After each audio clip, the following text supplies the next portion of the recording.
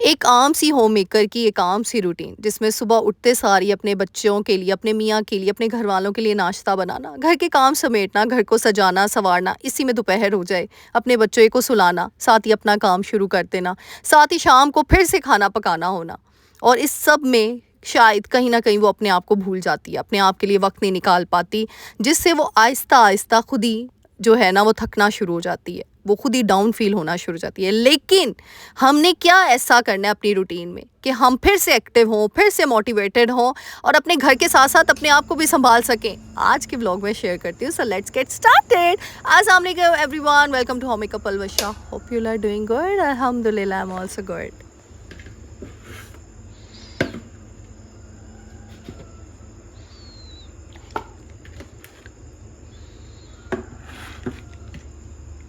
तो जी हाँ, आज का व्लॉग मैं शुरू कर रही हूँ सुबह-सुबह की रूटीन के साथ। यहाँ पे नमाज़ पढ़ने के साथ ही मैं किचन में सबसे पहले आती हूँ।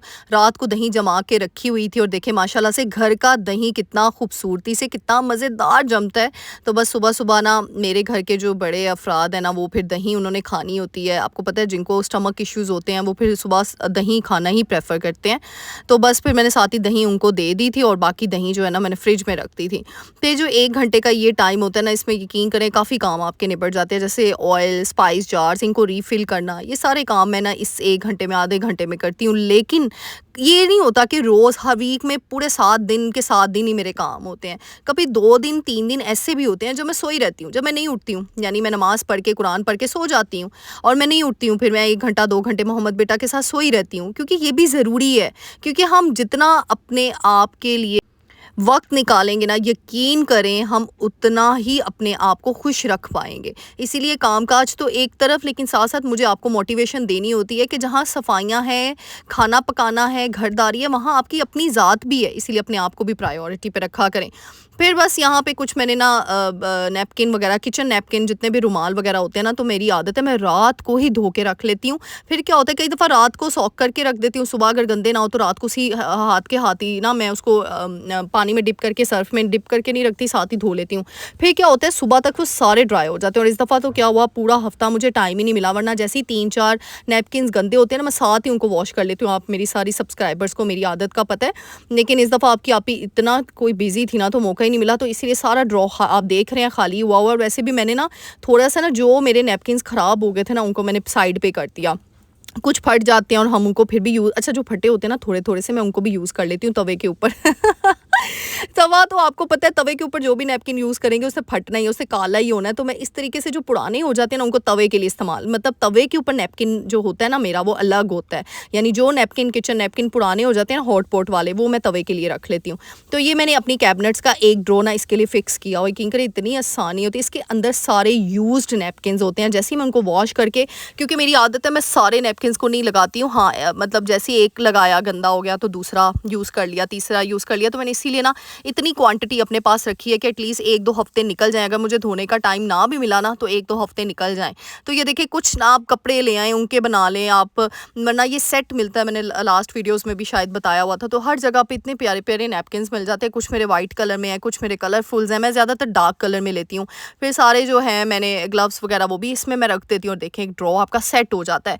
चीज़ें अपनी जगह पे ऑर्गेनाइज़्ड हो, यकीन करें एक ज़हनी सुकून मिलता है। और मुझे लगता है आज के ज़माने में ज़हनी सुकून इन चीज़ों से हमें ज़्यादा मिलता है। हमारा घर वेल मेंटेन्ड हो, ऑर्गेनाइज्ड हो, यकीन करें ये जो ज़हनी सुकून हमें दे, क्योंकि मुझे लगता है सफाई निस्फ़े ईमान है। जितना हम साफ़ सुथरा अपने आप को रखते हैं ना, हमें अपने घर को भी रखना है, लेकिन साथ साथ अपनी तबीयत का ख्याल भी रखना है। अब जैसे ये मेरे पास बास्केट सी है, इतनी कोई अच्छी बास्केट है ना, इसका जो लिड है वो आराम से निकल जाता है और इसके अंदर सारी नई चीज़ें मैंने रखी हैं। कुछ मैंने ना बैकअप पे चीज़ें रखी होती हैं, ताकि कुछ नैपकिन्स अगर पुराने हो जाएँ, फट जाएँ, तो मेरे पास चीज़ें हों। जैसे ये देखिए, सारी ये चीज़ें नैपकिन्स हैं, ये जो है किचन टॉवल्स हैं, ये न्यू पैक्स सारे मैंने इसमें रखे हैं। यानी ये बास्केट मैंने न्यू चीज़ों की बनाई है, क्योंकि अक्सर हम क्या करते हैं, पुरानी और नई चीज़ें इकट्ठी रख देते हैं। और आपको पता है, नई चीज़ की तो अपनी एक खुशबू होती है, और पुरानी चीज़ को, पुराने नैपकिन्स को जितना मर्ज़ी धो लो, वो ऐसे तो नहीं हो सकते जैसे नए हैं। तो फिर इस वजह से मैंने पुरानों को उसके अंदर ड्रॉ के अंदर रखा और न्यू वाले जो है ना वो मैंने इस तरीके से बास्केट बनाई हुई है। हाँ, मुझे लगता है मैंने अपनी ज़िंदगी में एक असूल बनाया हुआ है जो हमने अपनी माँ से सीखा। हर चीज़ को उसके ठिकाने पर रखोगे ना तो जब जिस चीज़ की ज़रूरत होगी ना आप फ़ौरन उसको कैच कर लोगे और आपके पैसे ज़ाया होने से भी बचते हैं, क्योंकि हमें पता होता है हमारे घर में कौन सी चीज़ ख़त्म होने वाली है और कौन सी है।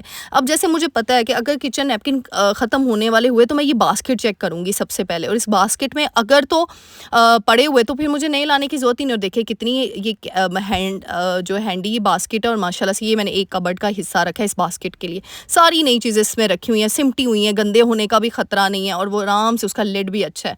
तो बस यहाँ पे नाश्ता वगैरह करवाने के बाद ना मैं आ गई थी पांडे धोने के लिए, क्योंकि पांडे तो ऐसे होते हैं ना जैसे बस कभी भी नहीं ख़त्म होने। अच्छा, यहाँ पे मैं आप सबको एक बहुत इंपॉर्टेंट चीज़ बताना चाहती हूँ। यकीन करें मुझे इतने डीएम आते हैं इंस्टाग्राम पे, इतने डीएम आते हैं ना, आप लोग मुझसे बहुत सी चीज़ें पूछना चाहते हो, बहुत सी चीज़ें आप लोग मैसेज कर रहे होते हो, बहुत अपनी मुश्किलात बता रहे होते हो।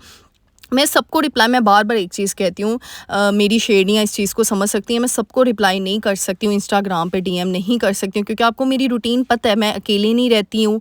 मैं अकेली बंदी नहीं हूँ, मेरी फैमिली है प्रॉपर माशाल्लाह से, और मैं सिर्फ़ एक काम नहीं कर रही हूँ, सिर्फ़ यानी मैं सिर्फ़ यूट्यूब पे हूँ, मेरी बहुत सी मेरे पाइपलाइन में चीज़ें चल रही हैं, तो मुझे उन सब चीज़ों को लेके चलना होता है। यकीन करें कभी-कभार तो मैं थक भी बहुत जाती हूँ रात को जब मैं सोने वाली होती हूँ ना, लेकिन मैं फिर भी अल्लाह ताला का शुक्र अदा करके सोती हूँ, क्योंकि ये जो प्रोडक्टिव लाइफ है ना, बिजी लाइफ, ये अल्लाह ताला की तरफ से बहुत बड़ी नेमत है। यकीन करें आपको आएँ बाएँ शाएँ देखने की ज़रूरत नहीं पड़ती। आप अपनी ज़िंदगी में इतना मगन होते हो और अल्लाह ताला की ब्लेसिंग्स आप पे होती रहती हैं, तो बस आप शुक्राने के नवाफ़िल अदा करते हो। इसीलिए मैं अपनी बहनों को ये कोई भी जो है वो डिसहार्ट ना हो, तो मैंने ये सोचा है कि आप लोग जो मैसेजेस करोगे ना इंस्टाग्राम पे, मैं पढ़ लिया करूँगी और हाँ, यहाँ पे आके रिप्लाई कर दिया करूँगी। तो मेरी बहुत सी बहनें परेशान हैं कि आप ही हमें ना दिन ब दिन स्ट्रेस होता चला जाता है, एंग्जायटी होती चली जाती है, हमें समझ नहीं आता कि हम क्या करें। इवन कि सब कुछ सही होता है, सब कुछ ठीक होता है, लेकिन ज़रा सी कोई बात हो जाती है ना, या ज़रा सा हमारा देवरानी जेठानी का कुछ हो जाता है, या मियाँ कुछ कह देते हैं, सास कुछ कह देती है, तो हमसे बर्दाश्त नहीं होता। सबसे पहले अपना पेशेंस लेवल बढ़ाएं।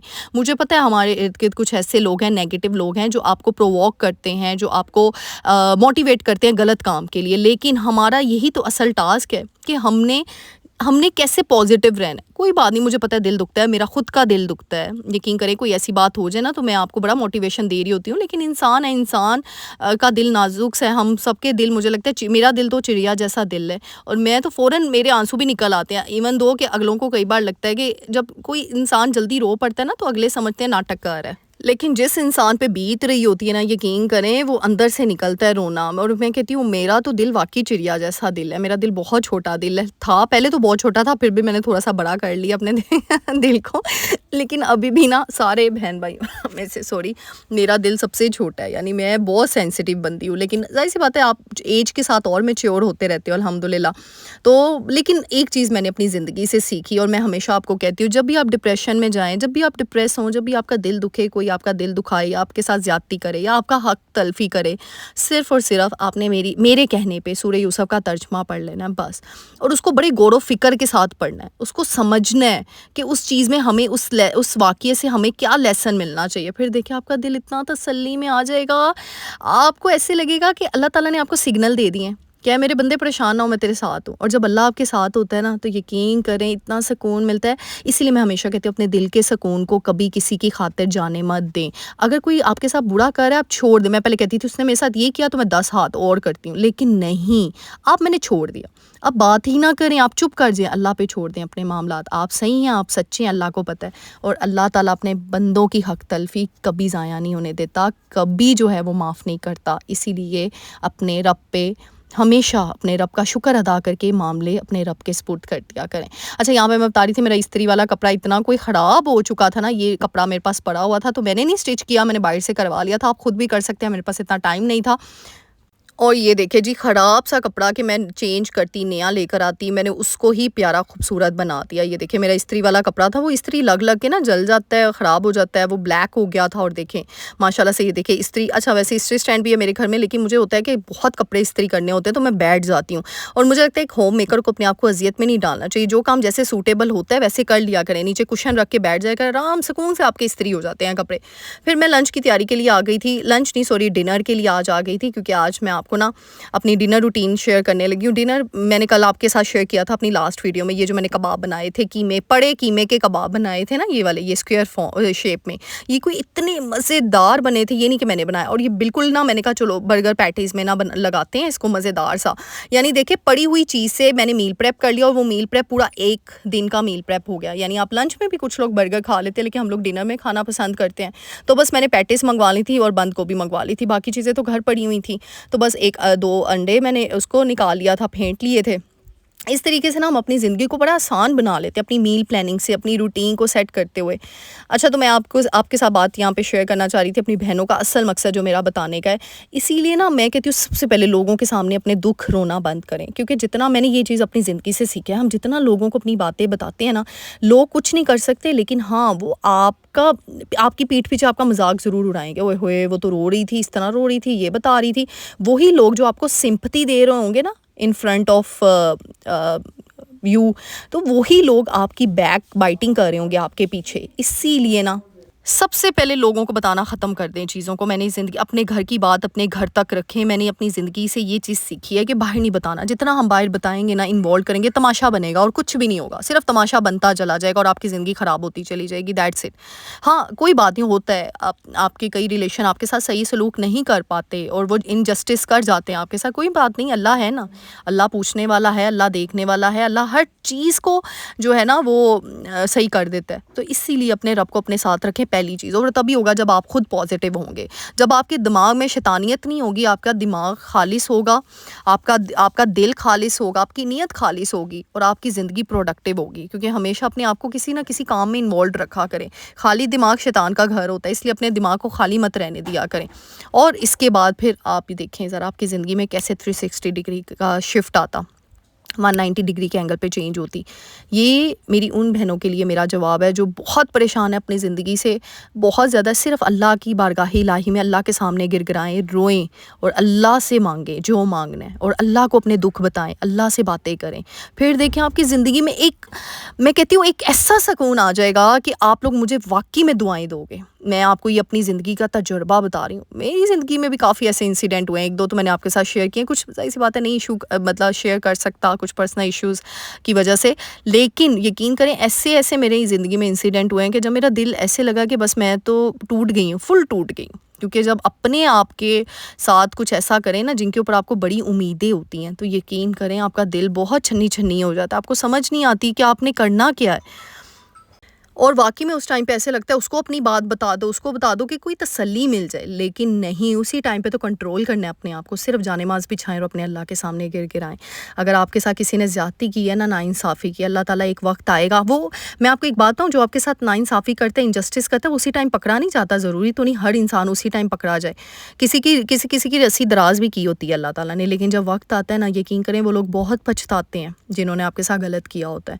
क्योंकि अल्लाह ताला उनके सामने ऐसे चीज़ें लेकर आते हैं कि वो कहते हैं ना, सच का सच और झूठ का झूठ साबित हो जाता है। वही लोग जो आपको झूठा कह रहे होते हैं ना, अल्लाह उनके सामने ऐसे हकीकतें खोलता है कि वो आपको सच्चा कहने पे मजबूर हो जाते हैं।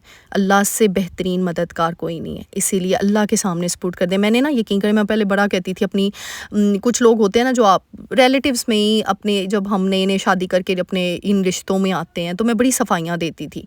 अच्छा ये नहीं हो गया, मेरा मतलब ये नहीं था मेरा, लेकिन अब हर चीज़ मैंने एक टाइम पे बंद कर दी कि मैं क्यों सफाई दूं किसी को।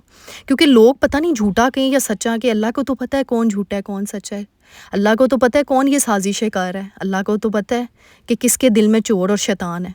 तो बस जब अल्लाह को सारी चीज़ें पता है, तो फिर बस हमें वहीं पे सुरखरू हो जाना चाहिए। कोई बात नहीं उस टाइम पे रिज़ल्ट नहीं मिला आपको, कोई बात नहीं उस टाइम पे लोगों ने आपका साथ छोड़ दिया, कोई बात नहीं लोगों ने आपको और तकलीफ़ दी, कोई बात नहीं लोगों ने आपको एक साइड पे किनारा कर दिया। लेकिन एक वक्त आता है जब वही लोग पछताते हैं, जब उनको ये सारा कुछ नज़र आ रहा होता है।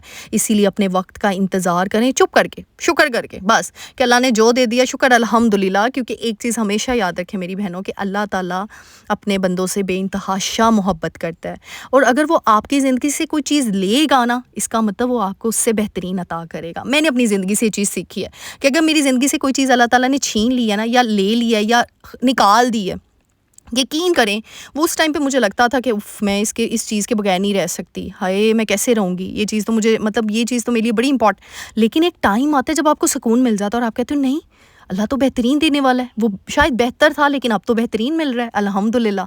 इसीलिए अपने बेहतरीन के लिए दुआ माँगे और अपने अल्लाह पे शुक्रगुज़ारी करें, क्योंकि अल्लाह ने अपने एक माँ सोचें, एक माँ अपने बच्चों को हमेशा बेहतरीन देने की कोशिश करती है। मेरा बेटा है ना, तो मैं कहती हूँ उसको बेहतर से बेहतर सूट पहने, वो अच्छे से अच्छी चीज़ खाए।